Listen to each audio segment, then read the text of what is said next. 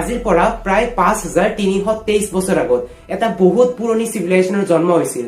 সেই সকল মানুহ ইমানে বেছি এডভান্স আছিল যে সিহঁতে নিজাকৈ প্লেনিং কৰি পেলাই ডাঙৰ ডাঙৰ ধুনীয়া ধুনীয়া চহৰ বনাই তুলিছিল। সেই সময়ত সিহঁতে নিজাকৈ টয়লেট বনাইছিল, য'ত সিহঁতে ফ্লাছ কৰাৰ ব্যৱস্থাটো ৰাখিছিল। আজিকালি দিনত আমি ফ্লাছ কৰি দিওঁ ন, তো তেনেকুৱা ব্যৱস্থা সিহঁতে নিজাকৈ বনাই তুলিছিল সেই সময়তে। আৰু সিহঁতৰ যোনটো ভাষা হয় সেইটো ইমানে বেছি টান হয় বুজিবৰ কাৰণে যে আজিলৈকে সেইটো এটা ডাঙৰ ৰহস্য হৈছে আমাৰ কাৰণে। মই কৈ আছো ইণ্ডাছ ভেলী চিভিলাইজেশ্যনৰ কথা। তো বলকচোন তেনেহলে সেই সময়টোলৈ অকমান গুচি যাওঁ আৰু জানিবলৈ চেষ্টা কৰো যে কিনো আছিল সেই চিভিলাইজেশ্যনটো, কেনেকৈ সিহঁত ইমান এডভান্স আছিল, আৰু চবতছে ইম্পৰ্টেণ্ট কথা যে কেনেকৈ সময়ৰ লগত গৈ গৈ গৈ গৈ এই চিভিলাইজেশ্যনটো পুৰা শেষ হৈ গ'ল, আমাৰ এই পৃথিৱীৰ পৰা নোহোৱা হৈ গ'ল কমপ্লিটলি। গোটেইবোৰ কথা জানি লওঁ আজিৰ এই ভিডিঅ'টোত। চাওক, আমাৰ ভিডিঅ'টো ষ্টাৰ্ট হ'ব সেই 1800 চনৰ পৰা। তেতিয়া হৈছিল কি একচুৱেলি জেমছ লিভিছ নামৰ এজন ব্ৰিটিছ ইষ্ট ইণ্ডিয়া কোম্পানীৰ চলজাৰ আছিল। তেওঁ ব্ৰিটিছৰ এই কাম কাৰ্য দেখা পাই পেলাই পুৰা একদম আমনি লাগি গৈছিল, বিৰক্তি লাগি গৈছিল। তো চব কাম কাজ এৰি পেলাই তেওঁ ওলাই গৈছিল তাৰ পৰা, আৰু নিজৰ নামটো চেঞ্জ কৰি পেলাই চাৰ্লছ মেছন নাম ৰাখি দিছিল নিজৰ। আৰু তেওঁৰ এটা ইচ্ছা আছিল ট্ৰেভেলিঙৰ। তো তেওঁ কি কৰিলে, গোটেই ইণ্ডিয়াখন ট্ৰেভেল কৰা ষ্টাৰ্ট কৰি দিলে। আৰু ট্ৰেভেল কৰি কৰি কৰি কৰি গৈ গৈ সেই সময়ৰ যোনটো পাঞ্জাৱৰ জাগা আছিল তাত তেওঁ কিছুমান আচৰিত বস্তু দেখা পালে। ভুৱা চিয়া কিছুমান বস্তু পৰি আছে, মানে এটা বেলেগ জাগা তেওঁ ডিস্কভাৰ কৰি তুলিলে। কিন্তু তেওঁ জানা নাছিল যে এই বস্তুটো কি হয়। তো সেই কাহানীটোৰ প্ৰায় 100 বছৰ পিছত 1920 চনত এটা টিমে লগ লাগি পেলাই সেই জাগাখিনিত খান্দা ষ্টাৰ্ট কৰি দিলে। আৰু খান্দাওতে সিহঁতে বহুত কিছুমান ভুৱা চিয়া বস্তু পালে আগৰ দিনৰ। তাৰে পিছত 1921 চনত, তাৰে 1 বছৰ পিছত গৈ পেলাই সেই মানে খান্দাৰ কামটো কমপ্লিট হৈ গ'ল। আৰু কমপ্লিট হোৱাৰ পিছত সিহঁতে এইটো কথা গম পালে যে সেই বস্তুবোৰ এটা বহুত পুৰণি চহৰ এখনৰ হয়, যাক নাম দিয়া হল হাৰাপ্পা। তো হাৰাপ্পা চহৰখনৰ ডিস্কভাৰী তেনেকৈ হল। তাৰে পিছত 1 বছৰ পিছতে গৈ পেলাই 1922 চনত সিহঁতে আৰু এটা খান্দা কাম ষ্টাৰ্ট কৰি দিলে। আৰু তাৰে অলপ দূৰ আগতে আৰু ইণ্ডাছ নদীটো যোনফালে আছে সেইখিনি জেগাত খান্দা কাম ষ্টাৰ্ট কৰি দিছিল। আৰু তাতো তেওঁলোকে কিছুমান এনেকুৱা ভুৱা চিয়া বস্তু পালে, আৰু বহুত এনেকুৱা স্কেলিটন পালে, এই মানুহৰ হাড্ডিবোৰ। তো তেওঁলোকে ভাবিলে যে এইবোৰ কিহৰ হ'ব পাৰে, বহুত মাথা লগাই পেলাই তেওঁলোকে মানে ভাবি চিন্তি তেওঁ এইটো মানে এইবোৰ কথাবোৰ গৈ পেলাই ডাইৰেক্টৰজনক ক'লে। আৰু সেই সময়ত ডাইৰেক্টৰ আছিল জন মাৰ্শ্বেল। তেওঁ ASI ডাইৰেক্টৰ আছিল, আৰ্কিঅলজিকেল চাৰ্ভে অফ ইণ্ডিয়া, যোনে এইবোৰ খান্দা কামবোৰ চোৱা চিতা কৰে। তো তেওঁ গৈ পেলাই কথাবোৰ ক'লে। এতিয়া তেওঁ ভাবিলে যে কিনো হ'ব পাৰে এইবোৰ বস্তু। তো তেওঁ দুটা জেগাত নিজে গ'ল আৰু গৈ পেলাই চাব ধৰিলে, ষ্টাডি কৰিলে বস্তুবোৰ। আৰু তেওঁ মাথা লগাই লগাই লগাই এই বস্তুটো তেওঁ ৰিচাৰ্চ কৰি পেলাই ফাইনেলি ষ্টেটমেণ্টটো দি দিলে যে এই দুটা বস্তু এটা বহুত পুৰণি চহৰৰ হয়, দুখন বহুত পুৰণি চহৰ, যোনটো আমি কেতিয়াও কল্পনাই কৰিব নোৱাৰো।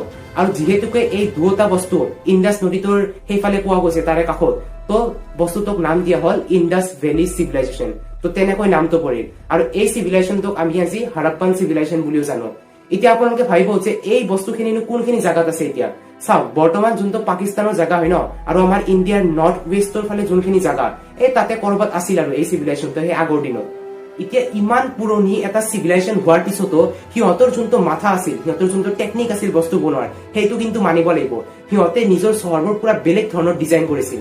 এই আমি যে চেছ যে খেলো, চেছ ডাব্বা, তো তাৰে যোনটো পেটাৰ্ণ হয় এনেকুৱা ব্লেক এণ্ড হোৱাইট বক্স থাকে নে নাই, তো ঠিক তেনেকুৱা পেটাৰ্ণত সিহঁতে নিজৰ চহৰবোৰ ডিজাইন কৰিছিল। মানে যোনবোৰ ৰাস্তা আছে সেইবোৰ বহুত বেছি বহল আছিল, সেইবোৰ ইটাৰে বনোৱা আছিল, কাৰণ ইটাটো বহুত বেছি ডিউৰেবল হয়, সোনকালে ভাঙি নাযায়। তো ৰাস্তাবোৰ ইটাৰে সিহঁতে বনাইছিল। আৰু যোনবোৰ ঘৰ আছিল, গোটেই ওচৰে পাজৰে ঘৰবোৰ, তাৰ পৰা কিছুমান পাইপ লাইন লগোৱা হৈছিল, যাতে ঘৰৰ যিমানবোৰ বেয়া পানী আছে, বেয়া বস্তু আছে, জাবৰ চাবৰ, তো সেইবোৰ পাইপেৰে গুচি আহিব। আৰু সিহঁতে কিছুমান মানে হাতেৰে ড্ৰেইন খান্দি পেলাই বনাইছিল। সেইবোৰ ড্ৰেইন সিহঁতে খুলি পেলাই চাফা কৰা তেনেকুৱা ব্যৱস্থা সিহঁতে তাত কৰিছিল, যাতে সেই গোটেই লেতেৰা বস্তুবোৰ পাইপেৰে আহি পেলাই ড্ৰেইনত পৰে। তো তেনেকুৱা ধৰণৰ ব্যৱস্থা সিহঁতে তেতিয়া কৰিছিল। আৰু যোনবোৰ পাইপলাইন আছিল তাৰে ওপৰত সিহঁতে এটা এনেকুৱা শিলৰ লেয়াৰ বনাই দিছিল, মানে শিলেৰে কাভাৰ কৰি দিছিল, যাতে বস্তুটো মানে ভাঙি নাযায় আৰু লিক হৈ নাযায় বস্তুবোৰ। তো তেনেকুৱা ধৰণৰ সিহঁতে স্মাৰ্ট পদ্ধতিত বস্তুবোৰ বনাই তুলিছিল। আৰু যোনটো আমি মানে চহৰবোৰ মানে পাইছো ন, সিহঁতৰ যোনবোৰ চহৰ আছিল, তো প্ৰায়ভাগ চহৰ এনেকুৱা আছিল যোনটোক দুটা ভাগত ভাগ কৰিব পাৰে। এটা হৈ গ'ল চিটাডেল। চিটাডেলটো হৈ গ'ল যোনবোৰ আপাৰ বিল্ডিং, মানে দুটা ভাগ থাকে, এটা তলৰ এটা ওপৰৰ। যোনটো ওপৰৰ ভাগ হয় সেইটো কোৱা হয় চিটাডেল। এতিয়া চিটাডেলটো কিহৰ কাৰণে ব্যৱহাৰ কৰা হৈছিল, এই মানে ধৰ চহৰখন চোৱা চিতা কৰাৰ কাৰণে বা কিছুমান ৰিলিজিয়াছ পাৰ্পাছৰ কাৰণে সেইটো বস্তুটো ব্যৱহাৰ কৰা হৈছিল। চাৰিওফালে ৱাল দিয়া হৈছিল, আৰু ডিফেন্সৰ কাৰণে, যাতে শত্ৰুৰ পৰা তাক বচাই ৰাখিব পাৰি, সেই ডিফেন্সৰ কাৰণে কিছুমান বস্তু ওচৰে পাজৰে বনাই দিয়া হৈছিল এই মেইন বিল্ডিংটোত। তাৰে পিছত ইয়াতে কিছুমান পাব্লিক বাথ আছিল, ডাঙৰ ডাঙৰ মানে চুইমিং পুল আছিল, য'ত মানুহে স্নান কৰিব পাৰে, সেইটো পাব্লিকলি চবৰে কাৰণে খোলা আৰু অপেন। তাৰপিছত কিছুমান ফায়াৰ অল্টাৰ্ছ আছিল, কিছুমান এনেকুৱা জেগা য'ত বলি দিয়া হয়, পূজা পাঠ কৰা হয়, তেনেকুৱা ধৰণৰ এছেম্বলি আছিল, ডাঙৰ ডাঙৰ হল কিছুমান য'ত মানুহে একলগ হৈ পেলাই কথাবোৰ ডিছকাছ কৰিব পাৰে, আলোচনা কৰিব পাৰে। তো তেনেকুৱা বেলেগ বেলেগ ব্যৱস্থা কৰা হৈছিল। গ্ৰেনাৰী আছিল, মানে ধান থোৱা ভঁৰাল। তো তেনেকুৱা বেলেগ বেলেগ পদ্ধতিৰে বেলেগ বেলেগ টেকনিক লগাই পেলাই সেনেকুৱাকে ইহঁতে বস্তুবোৰ বনাই তুলিছিল। ছেকেণ্ডটো হৈ গ'ল লোৱাৰ টাউন, যোনটো তলৰ পোৰ্চনটো হয় সেইটো কোৱা হয় লোৱাৰ টাউন। মানে লোৱাৰ টাউন খিনি এটা বহুত ডাঙৰ এৰিয়া হয় আৰু সেই গোটেই এৰিয়াটোকো ওৱানেৰে কাভাৰ কৰাইছে। মাত্ৰ পাৰ্থক্যটো এইটোৱে যে লোৱাৰ টাউনত কোনো ধৰণৰ ডিফেন্সৰ বস্তু ৰখা নাই। তো সেইটো জেগাটো মেইনলি মানুহবোৰ থকাৰ কাৰণে ৰখা হৈছিল, ৰেচিডেন্সিয়েল এৰিয়া আৰু কমাৰ্চিয়েল এৰিয়াও হয় য'ত মাৰ্কেটবোৰ থাকে, তাত বস্তু কিনা বিকা কৰা হয়। তো এনেকুৱা দুটা ভাগত আমি প্ৰায় ভাগ চহৰবোৰ ভাগ কৰিব পাৰো। তাৰে পিছত যোনবোৰ ঘৰ আছিল সেইবোৰ মানে পুৰা এনেকুৱাকৈ বনোৱা হৈছিল য'ত চব ব্যৱস্থা আছে।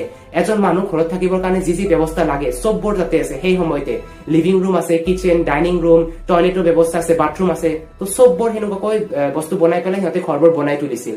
আৰু এটা ইণ্টাৰেষ্টিং কথা ইহঁতৰ সময়ত যে ইহঁতে যোনবোৰ চহৰ বনাইছিল তাতে মানে মেইনলি এটা বস্তু ফেমাছ আছিল বহুত, সেইটো হৈ গ'ল পাব্লিক বিল্ডিংছবোৰ। আজিৰ সময়ত কি আমাৰ নিজা ঘৰ থাকে, সেইবোৰ আমাৰ প্ৰাইভেট ঘৰ হয়, এইটো আমাৰ ঘৰ, এইটো প্ৰাইভেট হয়। তো সেই সময়ত কি আছিল, সিহঁতে পাব্লিক বিল্ডিং বনাইছিল য'ত চবৰে কাৰণে খোলা, চবে আহি পেলাই তাত মানে নিজা নিজা কাম কৰিব পাৰে। আৰু দুটা ফেমাছ এক্সাম্পল যদি দিওঁ, সেইটো হৈ গ'ল এটা গ্ৰেট বাথ যোনটো মহেঞ্জোদাৰোত আছে। যোনখন মহেঞ্জোদাৰো চহৰ হয় সেইখনত এটা ডাঙৰ চুইমিং পুল আছিল যাক কোৱা হয় গ্ৰেট বাথ বুলি। সেই চুইমিং পুলটোৰ লাম্বাটো আছিল প্ৰায় 12 মিটাৰ, যোনটো ব্ৰেথ আছিল সেইটো হৈ গ'ল প্ৰায় 7 মিটাৰ, আৰু যোনটো ডেপথ সেইটো হৈ গ'ল 2.4 মিটাৰৰ। তো গোটেই চুইমিং পুলটো সিহঁতে ইটাৰে বনাইছিল আৰু যোনবোৰ চাইডৰ ৱাল আৰু যোনটো ফ্ল'ৰখন সেইখন সিহঁতে মানে পুৰা ৱাটাৰপ্ৰুফ বনাই দিছিল যাতে পানীটো লিক নহয়। তাৰে পিছত ইষ্টৰ ফালে এটা ডাঙৰ ৰুম আছিল তাতে, য'ত এটা কুঁৱা খান্দা হৈছিল, তাৰ পৰা পানী পৰিছিল এই চুইমিং পুলটোত। তাৰে পিছত নৰ্থ আৰু চাউথৰ ফালে দুটা ডাঙৰ ডাঙৰ চিৰি লগাইছিল যাতে মানুহ তললৈ যাই পেলাই তাত স্নান কৰিব পাৰে। তাৰে পিছত সিহঁতে পাইপলাইনৰ ব্যৱস্থা কৰিছিল বেয়া পানীখিনি যাতে তাৰ পৰা ওলাই যায়। আৰু যিমানবোৰ স্কলাৰ্ছে এতিয়া পঢ়িছে সেইটো গ্ৰেট বাথৰ বিষয়ে, সিহঁতেতো এইটোৱে কয় যে সিহঁতে মেইনলি এইটো ৰিলিজিয়াছ পাৰ্পছৰ কাৰণে ব্যৱহাৰ কৰিছিল, তাত গা ধুই পেলাই পূজা পাঠ যাতে কৰিব পাৰে। তো তেনেকুৱা ক্ষেত্ৰত এই বস্তুটো ব্যৱহাৰ কৰা হৈছিল। ছেকেণ্ডটো হৈছে গ্ৰেট গ্ৰেনাৰী বুলি। গ্ৰেনাৰী মানে আমি বুজো যে ধান থোৱা ভঁৰাল। এইটো এটা ডাঙৰ ৰুম হয় যোনটো লেন্থ আৰু ব্ৰেডটো সেইটো প্ৰায় 45 মিটাৰৰ হ'ব। আৰু এই ৰুমটোত সৰু সৰু ফুটা আছে য'ৰ পৰা বাহিৰৰ বতাহটো ভিতৰত আহিব পাৰে। তো এইবোৰ চব শুনাৰ পিছত আমাৰ লাগে যে চাগে ইয়াতে খাদ্য বস্তুবোৰ থৈছিল, ধান চান এইবোৰ বস্তু থৈছিল, কিন্তু তেনেকুৱা নহয়। এতিয়ালৈকে আমি এটাও এনেকুৱা প্ৰুফ পোৱা নাই যাৰ পৰা আমি ক'ব পাৰো যে সিহঁতে তাত ধান চান এইবোৰ বস্তু থৈছিল। যোনবোৰ মানুহে আগতে খান্দিছিল সেইখিনি জেগা, সিহঁতে কৈছে যে সিহঁতে এটা দানাও পোৱা নাই ধানৰ। তো কেনেকৈ আমি ক'ম যে সিহঁতে ধান চান ইয়াতে থৈছিল? আচলতে স্কলাৰ্ছবোৰে এইটো আন্দাজা এটা লগাইছে যে সিহঁতে তাতে ধান চান থব পাৰে, কাৰণ আগৰ সময়ত যোনটো ৰোমান এম্পায়াৰ আছিল সিহঁতৰো একে ধৰণৰ এনেকুৱা ঘৰ আছিল য'ত সিহঁতে ধান থোৱা ভঁৰালৰ নিচিনা ইউজ কৰিছিল। তো আমি এটা আইডিয়া লগাইছো যে সিহঁতৰো চাগে এইটো ক্ষেত্ৰতে এই বস্তুটো ব্যৱহাৰ কৰিছিল। তো একজেক্টলি কিয় সেইটো বনাইছিল, কিহৰ কাৰণে বনাইছিল, কি ইউজ আছিল তাৰ, সেইটো আমি এতিয়ালৈকে নাজানো। সেইটো এতিয়াও এটা ডাঙৰ ৰহস্য হয়।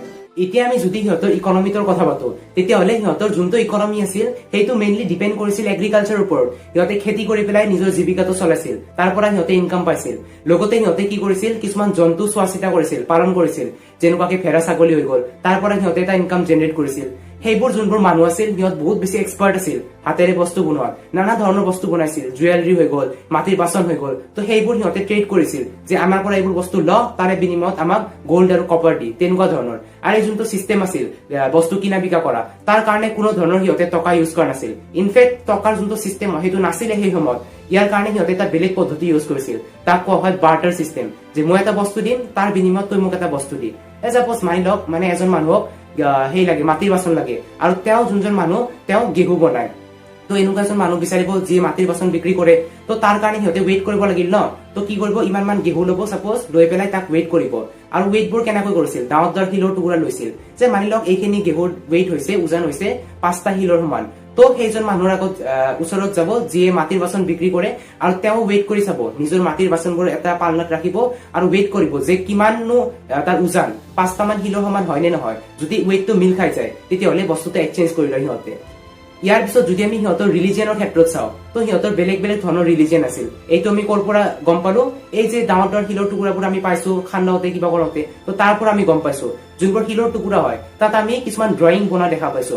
এই কিছুমান এনেকুৱা শিলৰ টুকুৰা আছে য'ত এজন মানুহৰ ড্ৰয়িং বনাই আছে, য়োগী এজন, তেওঁ এনেকুৱা মেডিটেশ্যন কৰি পেলাই বহি আছে, লগতে কেইটামান জন্তুৰ পিকচাৰ বনোৱা আছে চাইডত। তো তাৰ মানে কি হ'ব পাৰে, আমি এটা আইডিয়া ল'ব পাৰো যে এইটো মানুহজন হ'ব পাৰে যে এজন ভগৱান আছিল, তেওঁ জন্তুৰ ভগৱান, যাক পশুপতি বুলি কোৱা হয়। তো এটা আইডিয়া। আৰু কিছুমান এনেকুৱা আমি শিলৰ টুকুৰা পাইছো য'ত দেৱীৰ কিছুমান ড্ৰয়িং বনোৱা আছে, দেৱ দেৱী থাকে ন, তো দেৱীৰ কিছুমান ড্ৰয়িংছ বনোৱা আছে তাত। আৰু সেইবোৰ দেৱীৰ যোনবোৰ মানে এইবোৰ ইয়াৰে পাৰ্টবোৰ, তো তাতে জুৱেলাৰী কিছুমান ড্ৰ কৰা আছে, আঁকা আছে, প্লাছ যোনটো তেওঁলোকৰ মূৰৰ ওপৰত মানে পিন্ধা বস্তু, তাত কিছুমান ডেকৰেশ্যন আইটেম বনোৱা আছে। তো আমি এটা আইডিয়া ল'ব পাৰো যে সিহঁতে বেছিভাগ দেৱীৰ পূজা কৰিছিল চাগে। তাৰে পিছত কিছুমান আমি জন্তুৰ মানে চিম্বল থকা এনেকুৱা কিছুমান পাথৰৰ টুকুৰা পাইছো, মানে বেলেগ বেলেগ জন্তু, যেনেকুৱাকে বুল, এলিফেণ্ট, টাইগাৰ, ৰাইনচৰাছ। তো হ'ব পাৰে যে সিহঁতে সেই সময়ত জন্তুৰো পূজা কৰিছিল। তাৰপিছত এটা বহুত ইম্পৰ্টেণ্ট বস্তু পাইছো, সেইটো হৈ গ'ল স্বাস্তিক। যোনটো আমি স্বাস্তিক বনাও ন, সেই চিম্বলটো এটা বহুত পবিত্ৰ চিম্বল হয় সেই সময়তো, আৰু সেইটো ৰিপ্ৰেজেন্ট কৰে সূৰ্য ভগৱানক। তো আমি এটা আইডিয়া লগাব পাৰো যে সিহঁতে সূৰ্য ভগৱানক বহুত বেছি মানিছিল, তেওঁৰ পূজা কৰিছিল সিহঁতে।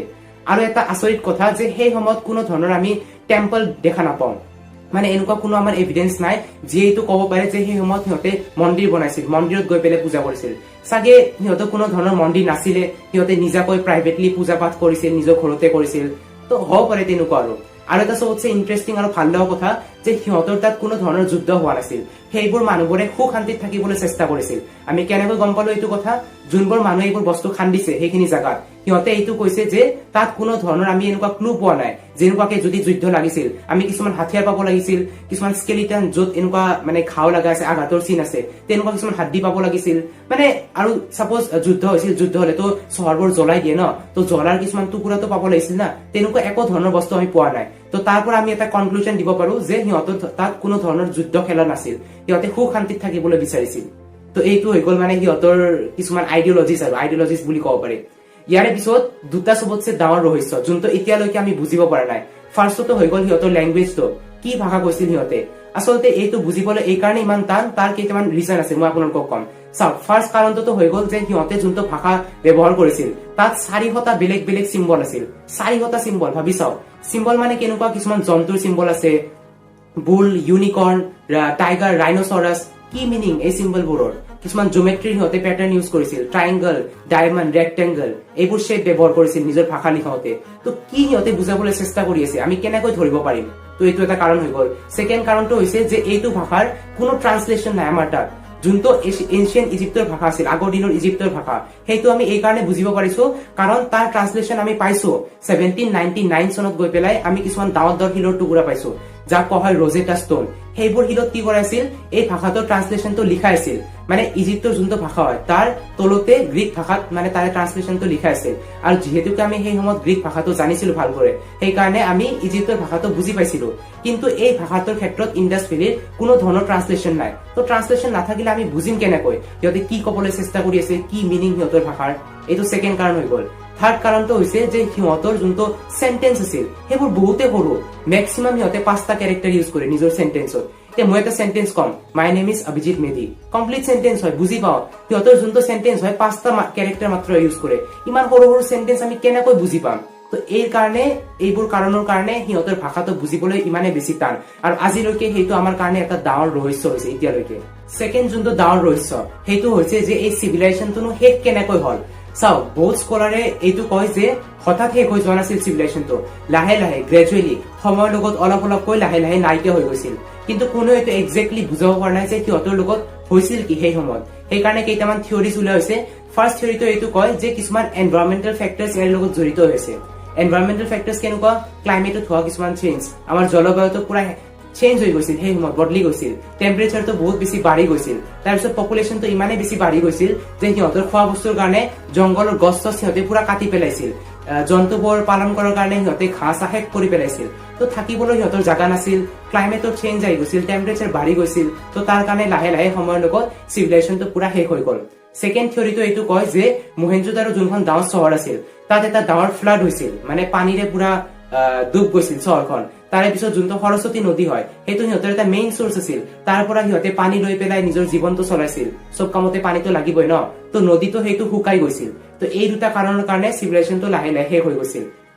থাৰ্ড যোনটো থিয়ৰী সেইটো এইটো কয় যে সেই সময়ত যোনটো ওচৰে পাজৰে মানে পাহাৰৰ জাগা আছিল তাৰ পৰা কিছুমান ট্ৰাইবেল মানুহ আহি পেলাই ৱেষ্টৰ ফালেৰে ভিতৰত আহি গ'ল এই চহৰখনত আৰু চহৰখনত আহি পেলাই তাৰে নিয়ম কানুন চব বদলাই দিলে ইকনমিটো পুৰা বৰবাদ কৰি দিলে যোনটো বেলেগ দেশৰ লগত সিহঁতৰ লিংক আছিল লিংকবোৰ ভাঙি গ'ল তাৰপিছত সিহঁতৰ বিজনেছ পুৰা ডাউন হৈ গ'ল ইকনমি ডাউন হৈ গ'ল চব সিহঁতে লাহে লাহে শেষ কৰি পেলাই মানুহবোৰক তাৰ পৰা খেদি পেলালে তো তাৰ কাৰণে চিভিলাইজেশ্যনটো লাহে লাহে শেষ হৈ গ'ল সময়ৰ লগত 4 নম্বৰ থিয়ৰিটো এইটো কয় যে সেই সময়ত কিবা বেলেগ ধৰণৰ মহামাৰী হৈছিল চাগে যেনেকুৱাকে আমাৰ ইয়াতে কোভিড পেণ্ডেমিক হৈ গ'ল তো হ'ব পাৰে যে সেই সময়ত কিবা মহামাৰী পুৰা স্প্ৰেড হৈ গৈছিল বিয়পি গৈছিল চাৰিওফালে তাৰ কাৰণে লাখ লাখ মানুহ মৰি গ'ল আৰু চিভিলাইজেশ্যনটো শেষ হৈ গ'ল পুৰা তো বাৰু যিয়ে কি কাৰণ নহওক একজেক্টলি তো কোনে ক'ব নোৱাৰে কিন্তু সত্য এইটোৱে যে আজিৰ দিনত এই পৃথিৱীখনত সেই চিভিলাইজেশ্যনটো আৰু নাই আমাৰ পৰা সদায়ৰ কাৰণে নাইকিয়া হৈ গ'ল সেই চিভিলাইজেশ্যনটো তো এইটো আছিল গোটেই কাহিনীটো ইণ্ডাছ ভেলী চিভিলাইজেশ্যনৰ মানে এইখিনি আৰু দিয়ক এই ভিডিঅ'টো যদি ভিডিঅ'টো অকমান ইনফৰ্মেটিভ লাগিছে বা শুনি পেলাই অকমান বস্তুবোৰ ইণ্টাৰেষ্টিং লাগিছে জাষ্ট চেনেলটো ছাবস্ক্ৰাইব কৰি থব পাৰে ভিডিঅ'টো লাইক আৰু শ্বেয়াৰ কৰিব পাৰে আৰু তলত কমেণ্ট বক্সত জনাব যে নেক্সট ভিডিঅ' আপোনালোকে কোনটো টপিকৰ ওপৰত বিচাৰে লগ পাম আপোনালোকক নেক্সট ভিডিঅ'ত